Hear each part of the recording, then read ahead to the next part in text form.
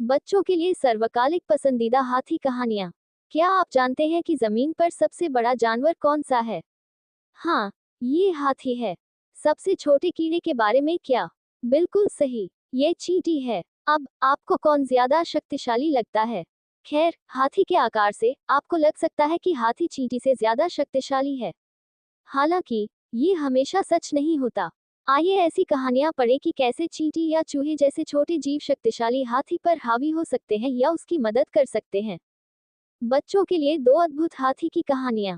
जैसा कि हमने वादा किया था, यहाँ दो सबसे अद्भुत कहानियां हैं जिन्हें पढ़कर आपको मजा आएगा और यह भी पता चलेगा कि कैसे हर जीवित प्राणी जीवन के सभी पहलुओं में मददगार हो सकता है। ये कहानियां निश्चित रूप से आपके चेहरे पर मुस्कान लाएंगी। चींटी ने हाथी को कैसे सबक सिखाया। एक बार की बात है, एक जंगल में एक घमंडी और शरारती हाथी रहता था। वह अपने से छोटे सभी जीवों के साथ बहुत बुरा व्यवहार करता था और उनके साथ बहुत बुरा व्यवहार करता था। एक दिन चींटियों का परिवार भोजन की तलाश में अपने दैनिक शिकार पर निकला। रास्ते में वे हाथी से मिले, जिसके दिमाग में एक शरारती विचार आया और उसने चींटियों के परिवार को परेशान करने का फैसला किया। अचानक उसने चींटियों पर पानी छिड़क दिया। चींटियां बहुत क्रोधित हो गईं और उनमें से एक चिल्लाई, ये गलत है, तुम इस तरह दूसरों को नुकसान नहीं पहुंचा सकते। असभ्य हाथी ने उत्तर दिया, तुम मूर्ख चींटी हो। अगर तुमने फिर से कुछ कहा तो मैं तुम्हें अपने पैरों तले कुचल दूंगा। चतुर चींटी ने तब हाथी को सबक सिखाने का फैसला किया ताकि वह हर प्राणी का सम्मान करना सीखे। छोटी चींटी चुपचाप हाथी की सूंड के अंदर घुस गई और उसे काटने लगी। हाथी ने चींटी से छुटकारा पाने के लिए छलांग लगाए और अपनी सूंड फूंकी, लेकिन वह रुकी नहीं।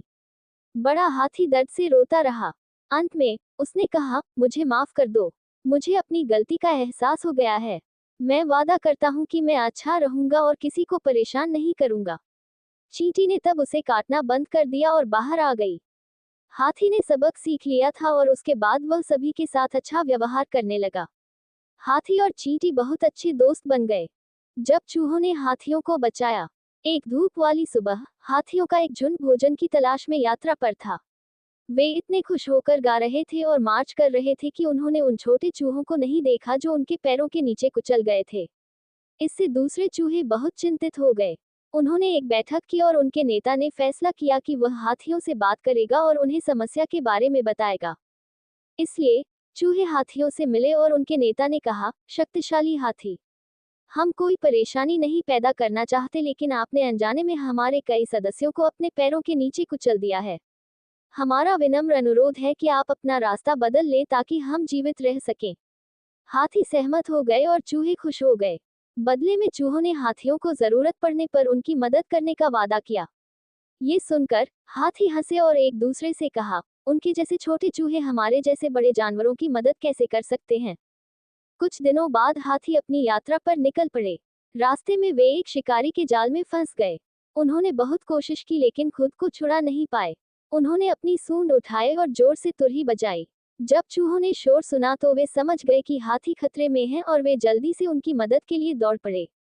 सभी चूहों ने जाल को काटकर टुकड़े टुकड़े कर दिया, जिससे हाथी आजाद हो गए। हाथियों ने चूहों को बचाने के लिए धन्यवाद दिया। तब से चूहे और हाथी अच्छे दोस्त बन गए और हमेशा एक दूसरे की मदद करते रहे। ये दोनों कहानियां हमें सिखाती हैं कि हमें अपने से छोटे किसी को भी कम नहीं समझना चाहिए। प्रत्येक जीवित प्राणी की अपनी प्रतिभा और गुण होते हैं। हमें कभी भी उनके साथ बुरा व्यवहार नहीं करना चाहिए या खुद पर बहुत गर्व नहीं करना चाहिए। दूसरों के साथ विनम्र, सौम्य और मैत्रीपूर्ण व्यवहार करना महत्वपूर्ण है। इसके अलावा चूहे दिखाते हैं कि हमें अपने वादों को कैसे निभाना चाहिए और जरूरत पड़ने पर एक दूसरे की मदद कैसे करनी चाहिए।